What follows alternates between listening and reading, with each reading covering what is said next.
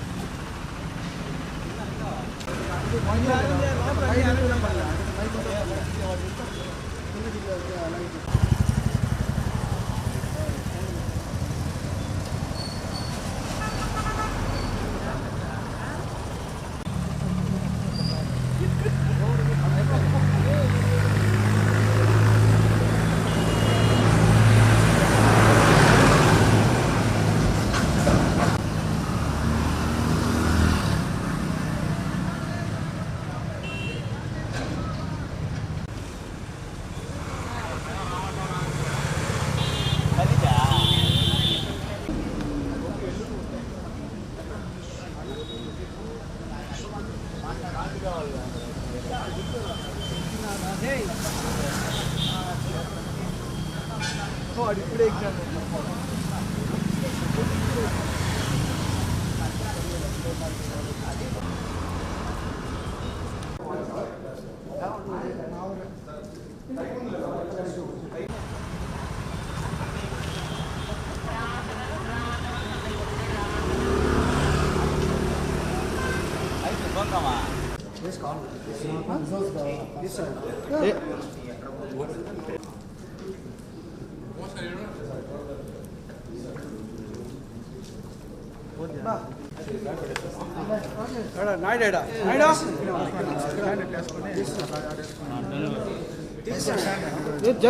జరగండి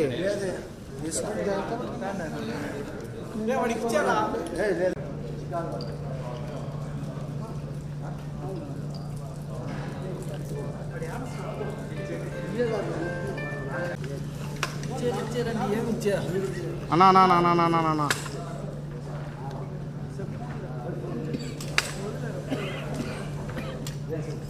వేసుకోరా రే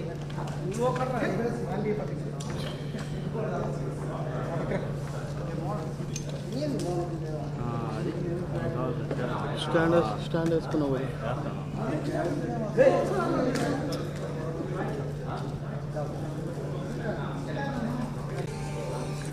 హలో అన్నా చెప్పన్నా అన్నా చెప్పనా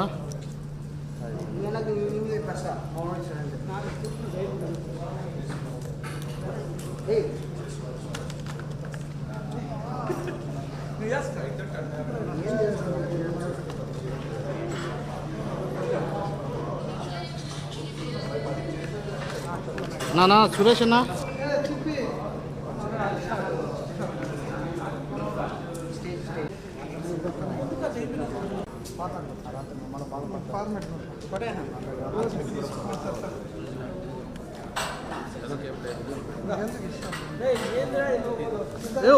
ఉండియా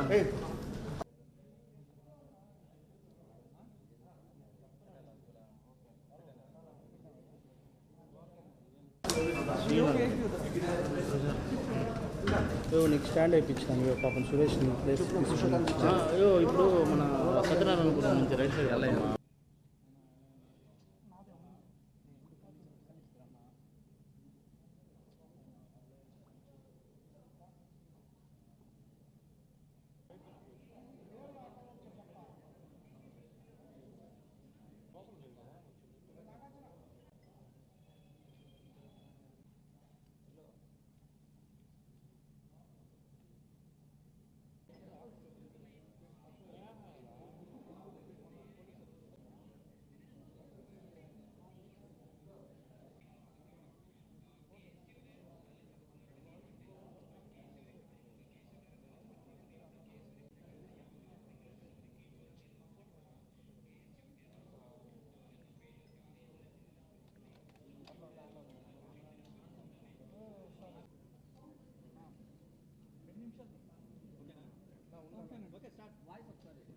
చెక్ చెక్ చెక్ 3-2-1 గోల్ ఇవ్వండి.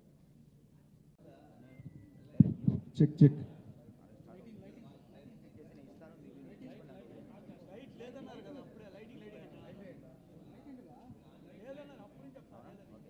సార్ మీరు 3-2-1 స్టార్ట్ అంటే నేను స్టార్ట్ చేస్తాను.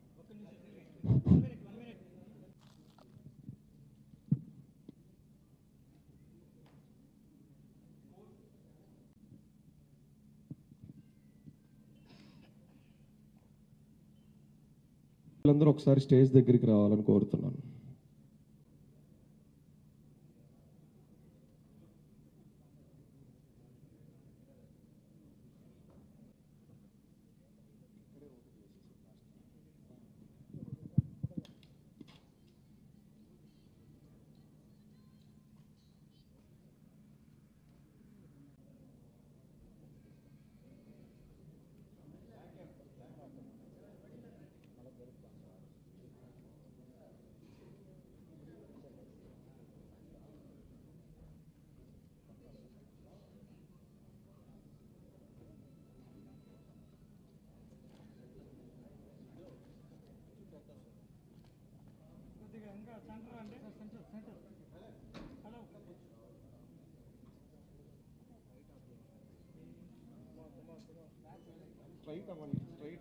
స్ట్రైట్ అవ్వండి. సో మా ఊరు వాడకు సంబంధించిన థీమ్ పోస్టర్ ఇది. అంటే ఒక పోస్టర్ చూస్తే ఆ ప్రోగ్రామ్ యొక్క థీమ్ అర్థం అవ్వాలనే కాన్సెప్ట్తో ఒక థీమ్ పోస్టర్ చేసాం. అంటే జనాలకి అందరికి అర్థం అవ్వాలని చెప్పేసి, ప్రజలకి, ఫ్యాన్స్కి.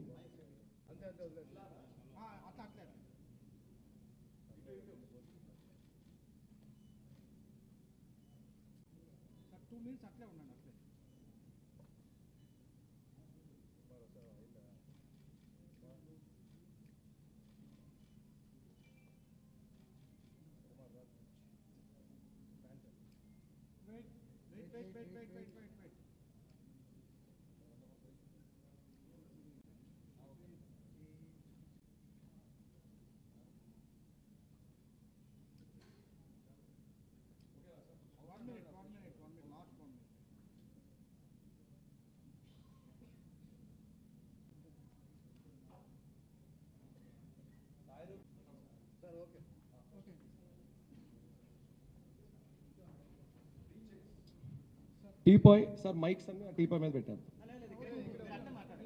అక్కడ ఉంటాయా?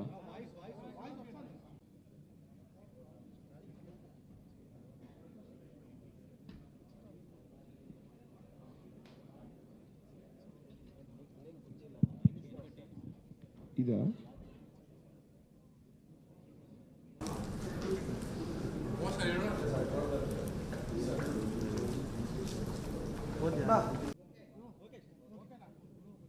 అందరికీ నమస్కారం. ముందు ఇక్కడికి విచ్చేసిన మీడియా మిత్రులందరికీ, మా కోర్ కమిటీ సభ్యులకి, అలాగే దీన్ని లైవ్లో వీక్షిస్తున్న మా ఎంటైర్ నందమూరి తారక రామారావు గారి అభిమానులకి పేరు పేరున ధన్యవాదాలు చెప్పుకుంటున్నాను. గత కొన్ని రోజులుగా ఒకటే పుకార్లు, వాస్తవాలు ఏంటో తెలియకుండా ఎవరికి నచ్చింది వాళ్ళు రాసుకుంటూ వెళ్ళిపోతున్నారు. ఇందులో మా ప్రమేయం ఉందంటూ, ఇదేదో మేమే క్రియేట్ చేసాం, ఈ హైప్, ఈ బజ్ అంతా ఈ ప్రోగ్రాం కోసం అన్నట్టు రకరకాలుగా మాట్లాడుతూ వెళ్తున్నారు. ఈ క్రమంలో నేను ఫ్రంట్ ఫేస్గా ఆర్గనైజేషన్ని రిప్రజెంట్ చేస్తున్నాను కాబట్టి నా ఫేస్ని పెట్టి 100 కోట్ల మోసగాడు, ఫ్యాన్స్ డబ్బుల్ని కొల్లగొట్టిన దొంగ, ఈ ముఠాకి వీడే అధ్యక్షుడు, ఇలా ఎన్నో పలు మాటలు, పలు పదజాలాలు వాడుతూ విపరీతంగా కొన్ని మెయిన్ స్ట్రీమ్ మీడియాలు, అలానే యూట్యూబ్ ఛానల్స్లో కూడా రాయడం జరిగింది. చూడండి, మేము చాలా చిన్నవాళ్ళం. ఒకటి ఏదన్నా ఒక పెద్ద మనిషి మన గురించి ఏమైనా రాశాడంటే వాటిని చూస్తేనే రాత్రులు నిద్ర పట్టనంత చిన్నవాళ్ళం మేము. అలాంటిది వారం రోజులుగా నాకు ఒక కుటుంబం ఉంటుంది, నా వయసు 27 ఏళ్ళు. వాళ్ళు ఎంతోమంది ఎక్కడి నుంచో ఇవన్నీ చూస్తూ, ఎందుకంటే సోషల్ మీడియా కంటే గ్రామాల్లోకి ఫాస్ట్గా వెళ్ళేది మన ఎలక్ట్రానిక్ మీడియా, అలానే మన మెయిన్ స్ట్రీమ్ మీడియా.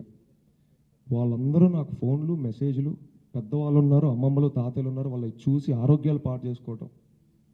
ఈ వారం రోజులుగా నేను ఎంత కుంగిపోయాను, ఎంత డౌన్ అయ్యానో ఎవరికీ తెలియదు, ఎవరికి చెప్పని కూడా చెప్పలేదు ఎక్కడ.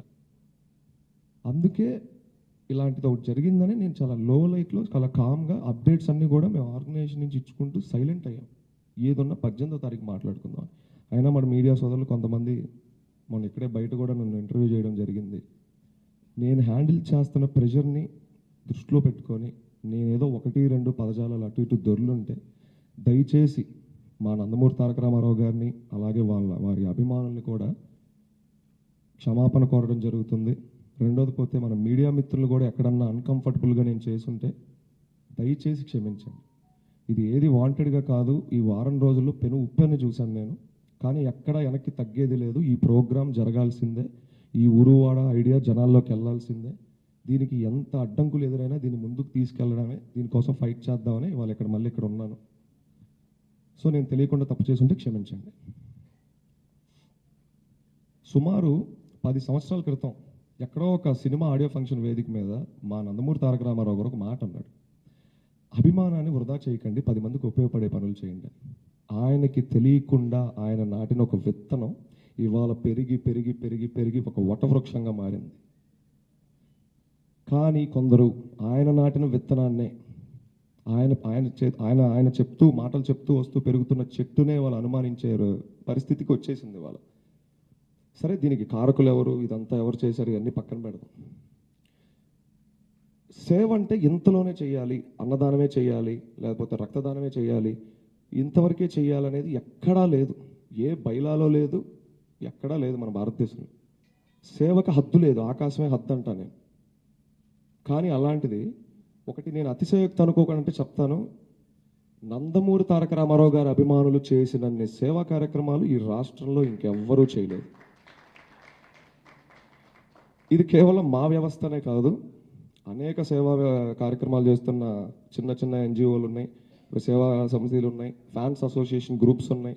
ఒకరికి పాపం ఇవన్నీ ఎలా రిజిస్టర్ చేసుకోవాలో తెలియదు అభిమానికి. మేము అభిమానుల ఆవేదన చూసాం ప్రతి ఊరు తిరిగినప్పుడు. జాగోరేట్ పేరిట అన్నా నేను ఇంత పోగొట్టుకున్నా, నేను అంత పోగొట్టుకున్నా, నేను ఇంత చేశా అంత చేశా. వాళ్ళకు ఒక అంబ్రెల్లా లాంటి ఆర్గనైజేషన్ కూడా వాళ్ళకి లేదు. రా ఎన్టీఆర్ ఆ అంబ్రెల్లా క్రియేట్ చేయడం కోసమే ఈ ఫైట్ అంతా.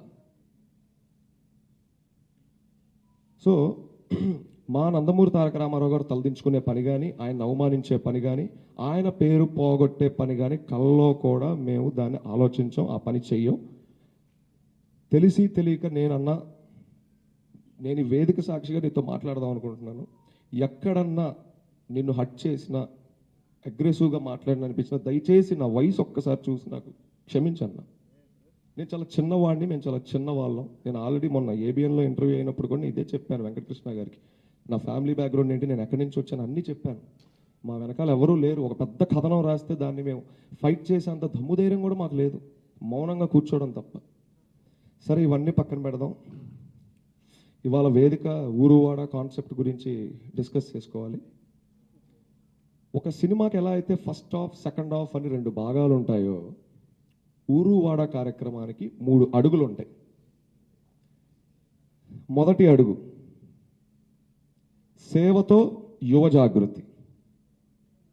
మన ఆంధ్ర రాష్ట్రంలో సుమారుగా 2500కు పైచిలుకు అండర్ గ్రాడ్యుయేషన్ కాలేజీలు ఉన్నాయి. అనగా BTech, degree, law, nursing, MBA, BBA and other than that polytechnic లాంటి కాలేజీలు కూడా ఉన్నాయి. మేము ఎంచుకున్న సెంటర్లో ఒక చిన్న డ్రైవ్ నిర్వహించి యాంటీ సోషల్ ఎలిమెంట్స్కి అగెనెస్ట్గా, అనగా డ్రగ్స్ ఇవన్నీ కూడా యాంటీ సోషల్ ఎలిమెంట్స్ కిందకే వస్తాయి కనుక వాటికి సంబంధించి ఒక సదస్సు నిర్వహిస్తాం. అంటే యాంటీ సోషల్ ఎలిమెంట్స్కి దూరంగా, సేవకి దగ్గరగా. ఇదే మా మొదటి అడుగు, సేవతో యువ జాగృతి. ఇన్ డీటెయిల్ దేని గురించి తెలుసుకోవాలన్నా వన్స్ కార్యక్రమం మొదలైతే ఇన్ డీటెయిల్గా తెలుస్తుంది. నేను జస్ట్ ఒక ఐడియా చెప్తాను. నెక్స్ట్ రెండో అడుగు మన ఊరు మన బాధ్యత. అలానే మన ఆంధ్రప్రదేశ్లో కొన్ని వేల గ్రామాలు ఉన్నాయి. అందులో కొన్ని పంచాయతీ కింద ఉంటాయి, కొన్ని నాన్ పంచాయతీ ఉంటాయి, కొన్ని రెవెన్యూ విలేజ్లు ఉంటాయి. మేము ఎంచుకున్న గ్రామంలో ముందుగానే నియమించిన మా గ్రామ కమిటీ ఆ ప్రాంతంలో, ఆ గ్రామంలో ఎప్పటి నుంచో పరిష్కరించని కొన్ని అతి చిన్న సమస్యల్ని మా వాళ్ళు రికార్డ్ చేయడం జరుగుతుంది, మా గ్రామ కమిటీ. అయితే మాకున్న బలాన్ని బట్టి, శక్తిని బట్టి ఒక 10 సమస్యలు రికార్డ్ చేశారు అనుకుందాం. చిన్న సమస్యలు ఆ పల్లెలో ఒకటో రెండో మా వ్యవస్థ తరపున మేము దాన్ని పరిష్కరిస్తాం స్పాట్లో. మేము ఆ రోజు ఆ ఊరికి వెళ్ళినప్పుడు అక్కడే పరిష్కరిస్తాం. మిగతా సమస్యలు ఏవైతే ఉంటాయో వాటిని రికార్డ్ చేసుకోవడం జరుగుతుంది. ఇందులో భాగంగా రైతు సదస్సు కూడా ఇందులో నిర్వహిస్తాం. ఈ మన ఊరు మన బాధ్యతలోనే భాగంగా రైతు సమస్య కూడా ఇక్కడే, రైతు సదస్సు కూడా ఇక్కడే ఉంటుంది. మూడో అడుగు ఊరి మాట పాలకుల దాకా. చూడండి, ఊరంటే కుటుంబాల ఒక సమ్మేళనం, కుటుంబానికి పెద్ద తండ్రి.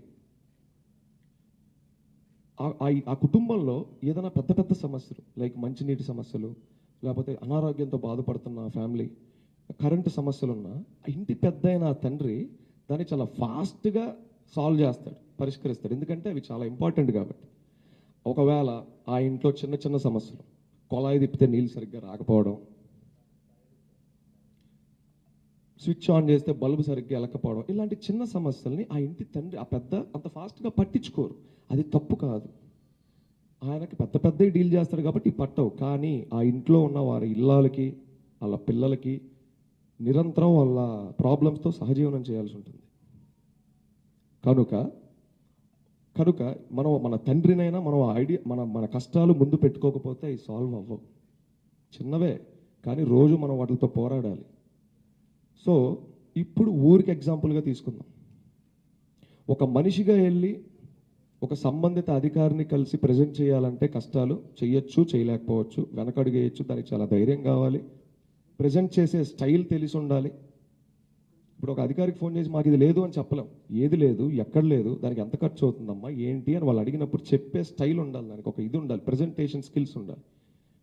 వాటిల్ని మేము కల్పిస్తాం. ఒక వ్యక్తిగా అవ్వంది వ్యవస్థకు అవుద్దని మేము చాలా బలంగా నమ్ముతున్నాం. ఇందులో ఎటువంటి డౌటు లేదు. సో ఈ 3 అడుగుల కలయికే ఊరువాడ కార్యక్రమం. ఇది దశల వారీగా జరుగుతుంది.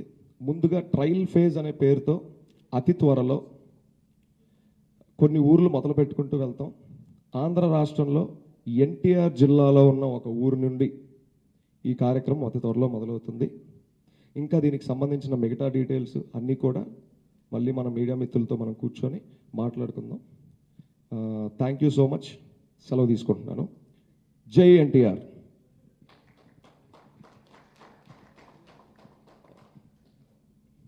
ఇప్పుడు ఈ కార్యక్రమానికి సంబంధించి ఎన్ని పోర్ట్ఫోలియోస్ పనిచేస్తాయి, ఒక ఊరు వాడ అనే కార్యక్రమం గ్రౌండ్లోకి వెళ్ళాలంటే ఎన్ని డిపార్ట్మెంట్లు పనిచేస్తున్నాయి, దీని వెనకాల ఎంత కష్టం ఉందో తప్పకుండా మీకు తెలియాలి. ఆ డిపార్ట్మెంట్లు ఏమేం చేస్తాయో చెప్పం, ఆ డిపార్ట్మెంట్ల పేర్లు మటుకు చెప్తారు. ఈ ఎంటైర్ ఊరు వాడ ప్రోగ్రామ్కి సంబంధించి ఒకళ్ళకి చెప్తున్నాను, వయసులో నాకంటే చిన్నాడు, కానీ చిన్నాడు అనుకోపాకండి. ఆ మనిషి వ్యవస్థలో ఎంట్రీ ఇచ్చిన తర్వాత వ్యవస్థ జెట్ స్పీడ్గా పైకి వెళ్ళింది. తనే రాజేష్.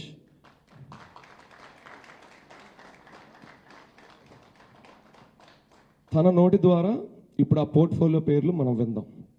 ఇది అయిపోయిన తర్వాత మనం పోస్టర్ లాంచ్ చేసుకొని Q&A పెట్టుకుందాం. థ్యాంక్ యూ అండి. Thank you. జై ఎన్టీఆర్.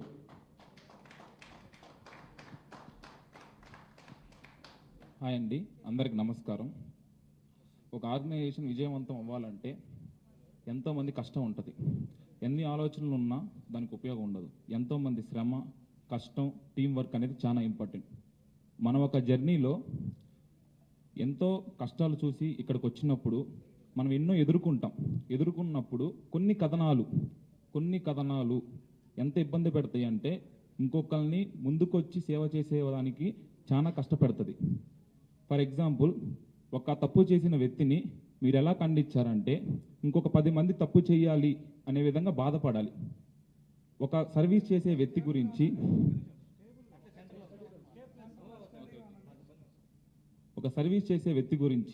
మీరు తప్పుగా రాస్తే ఇంకో సర్వీస్ చేసే వ్యక్తి ముందుకు రాలేడు.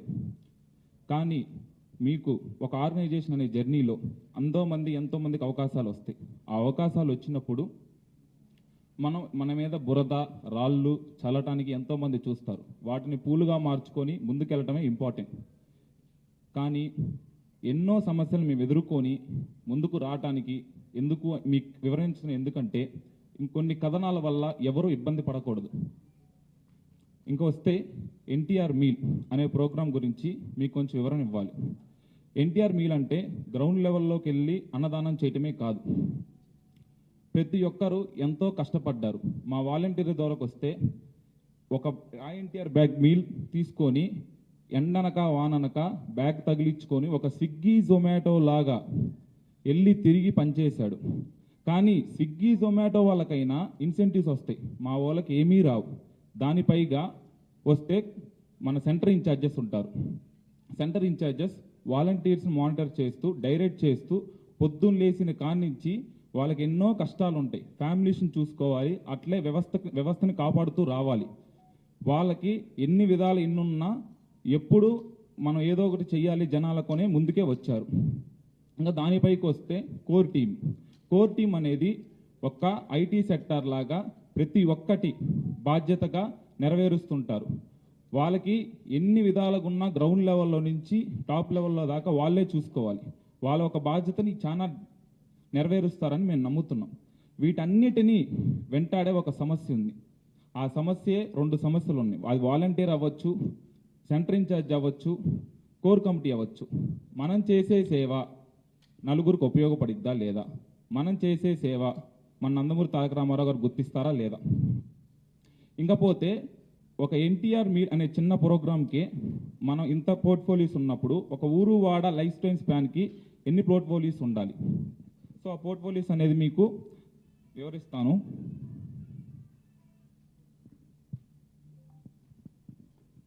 Legal council, volunteer welfare, NRI division, auditing, executive and law and order, membership enrolment, technicals, field operations, programme management, zonal operations, digital media communications, student welfares, earlier volunteer relation, human resources management, village community administration, commercial operations, contact management operation, digital media, media affairs, human resources management, programmes, monitoring advisers, village operations. ఈ ఒక ఊరు వాడ core committee announce చేసిన విధానం. ఇంకో విధానానికి వస్తే మీకు క్లారిటీగా ఇవ్వాలండి. ఎంతోమంది సేవ చేసినా కొన్ని కథనాల వల్ల ఎంతోమంది ఇబ్బంది పడినా దానికి ముందు తీసుకెళ్తున్న ఒక లక్ష్యమే మన నందమూరి తారక రామారావు గారు. ఆయన స్ఫూర్తి మనకి ఎప్పుడు ఉంటుంది. మన నందమూరి తారక రామారావు గారు తలదించుకునే పని మేము ఎప్పుడూ చెయ్యం, చేసిన రోజు అదే మా లాస్ట్ రోజు అవుతుంది. Okay right, thank you.